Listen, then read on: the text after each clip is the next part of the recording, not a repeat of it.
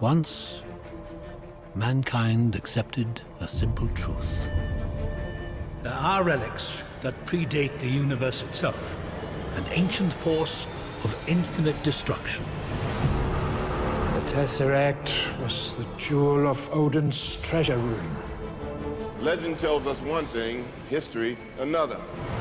But every now and then we find something that belongs to both. There were 6 singularities. Then the universe exploded into existence, and the remnants of these systems were forged into concentrated ingots. Infinity stones. These stones, it seems, can mow down entire civilizations like wheat in a field. The Mind Stone is the 4th of the Infinity Stones to show up in the last few years. Someone has been playing an intricate game. You think you can find out what's coming? I do. Humans. They are not the cowering wretches we were promised.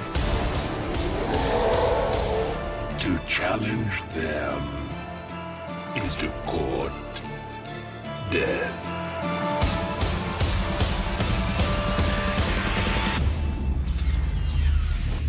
Fine. I'll do it myself. Since we've been building the Marvel Cinematic Universe, we've been building to this idea of the Infinity Stones. And what's fun about the Infinity Stones in the comics, or the Infinity Gems as they were known initially, is there's like this huge, incredibly powerful set of MacGuffins, for lack of a better word, that kind of existed on this cosmic level and represented the culmination of the whole Marvel Universe.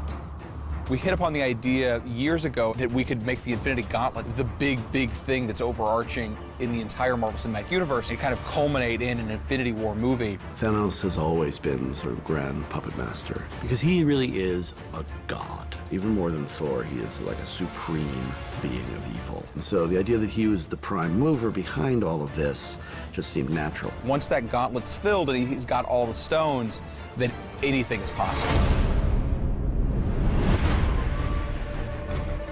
In the comics, you know, traditionally there have been 6 stones, and the first of them is the Space Stone, and it kind of allows interdimensional space travel to happen. And so in the movie universe, we made the Space Stone the Tesseract, which is a MacGuffin that's been with us since Captain America. We knew that it had cosmic origins, and up to that point, the only cosmic element that we've introduced is Thor, is Asgard, is the 9 realms. So we started saying, what if that's where it came from? So we added sort of a Norse overlay mythology to it. And we tracked that Tesseract through World War II to where it rests at the bottom of the ocean.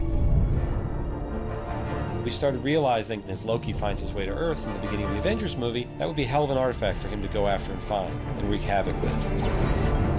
And what we find out is that, you know, Loki's manipulating the Space Stone, and he's then able to open a portal to outer space.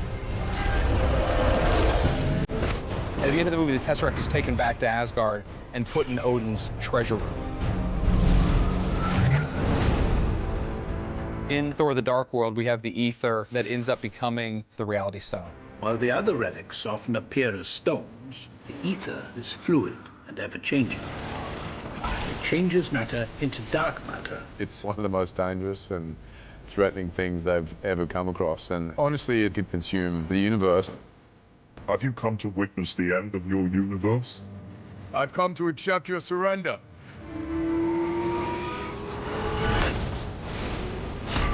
We last saw the ether in the Collector's Museum. Why not keep it secure in your own vault? The Tesseract is already on Asgard. It is not wise to keep 2 Infinity Stones so close together. The Collector is probably not the best custodian of that stone. 1 down. 5 to go. So the Power Stone is this incredibly powerful relic, as denoted by the name. And we saw that one in Guardians of the Galaxy. And that is kind of what is inside of that orb. The stone reacts to anything organic. The bigger the target, the bigger the power surge. All Ronin's got to do is touch the stone to the planet's surface and zap. All plants, animals, Nova Corps. Everything will die. Thanos' disciple is Ronan, the accuser. Thanos saw an opportunity where Ronan would be able to get the Power Stone for him. Return to me again empty-handed, and I will bathe the Starways in your blood. The Guardians of the Galaxy realize together they can actually stop Ronan and maybe have a chance against Thanos. You're immortal! How? We're the Guardians of the Galaxy. At the end of the movie, we leave the Power Stone in the Nova Vault, and it's left there safe, or so we think. One of the other stones in the comics is the Mind Stone, and it's the stone that allows the bearer to kind of alter people's minds and mess with their perception of things. And in the movies, what we've done with the Mind Stone is we've said that it is the stone that is in the scepter that Loki brings with him from Thanos. We catch up when at the Avengers Age of Ultron, the scepter is managing to run all these different experiments. Tony wants to study the gem, the stone that's in this scepter before Thor takes it back to Asgard. And one of the things he does is hook it up to his computer systems to analyze it. It's beautiful. Thor puts into Vision, and Tony's genius and intellect that he puts into Vision, that ultimately brings Vision to life and makes him this pure being. I've had a vision. A whirlpool that sucks in all hope of life, and at its center is that. What, the gem? It's the Mind Stone. It's one of the 6 Infinity Stones, the greatest power in the universe, unparalleled in its destructive capabilities. Those are all the stones that we've revealed so far. And so we've been keeping track of them in all the course of all these different films, and Thanos has been keeping track of all of it this whole time as well.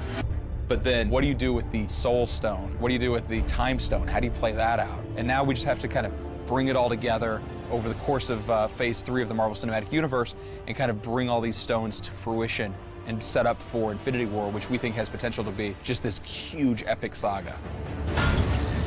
We're the Avengers. We can bust arms dealers all the live long day, but that up there, that's the end game.